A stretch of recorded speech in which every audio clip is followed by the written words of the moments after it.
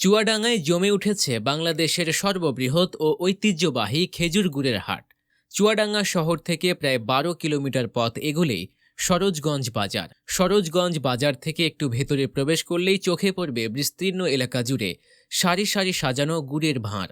এটি সরোজগঞ্জের গুড়ের হাট, যা প্রায় ৩০০ বছর ধরে চলে আসছে। এই হাটে সপ্তাহে ৩০ লাখ টাকার গুড় বেচাকেনা হয়। প্রতি বছরের নভেম্বরে চালু হয়ে খেজুর গুড়ের এই হাট চলে মার্চ মাস পর্যন্ত। সরোজগঞ্জ গুড়ের হাটে ঢাকাসহ দেশের বিভিন্ন এলাকা থেকে গুড় ব্যবসায়ীরা আসেন পাইকারি দরে গুড় কিনতে। বিশেষ করে ঢাকা, পাবনা, সিরাজগঞ্জ, কুমিল্লা, সিলেট, চট্টগ্রাম, বরিশাল এসব জেলা থেকে ব্যাপারীরা আসেন বেশি। আগে মাঠ জুড়ে হাট বসত, এখন খেজুর গাছের সংখ্যা কমে যাওয়ায় এর আকার ছোট হয়ে গেছে।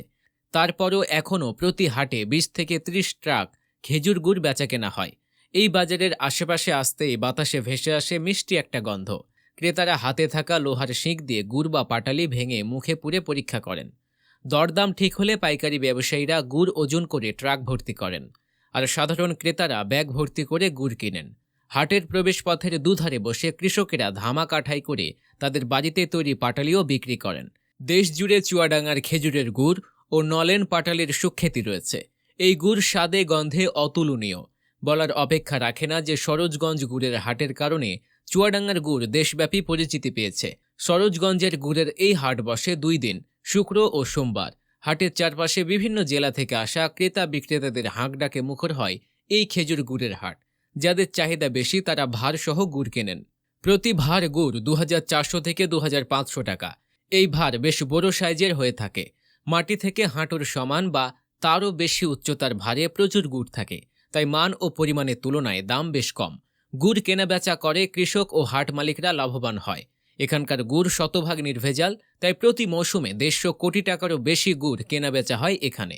শুধু তাই নয়, প্রবাসী বাঙালিদের চাহিদা মেটাতে বিশ্বজুড়ে অনেক দেশে যায় চুয়াডাঙ্গার খেজুর গুড়।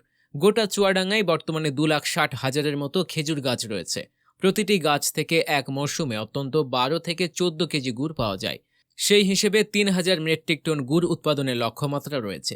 প্রতি মেট্রিক টন ৮০ থেকে ৮৫,০০০ টাকায় বিক্রি হয়। ওই হিসেব অনুযায়ী ২০২৪-২৫ মৌসুমে ২৪ থেকে ২৫ কোটি টাকার গুড় বিক্রি হবে এই হাটে। ২০২৪ সালে চুয়াডাঙ্গা সদরে ৯৮,৫০০টি খেজুর গাছ প্রস্তুত করা হয়েছে। এছাড়া আলমডাঙ্গায় ৪৫,৫১০টি, দামুড়হুদায় ৯,২০০টি, জীবননগরে ৩৭,৪৫০টি গাছ সহ মোট ২,৭১,৯৬০টি খেজুর গাছ প্রস্তুত করা হয়েছে। প্রতিবার এই গাছ প্রস্তুতি কর্মসংস্থান হয় প্রায় ৩০,০০০ মানুষের।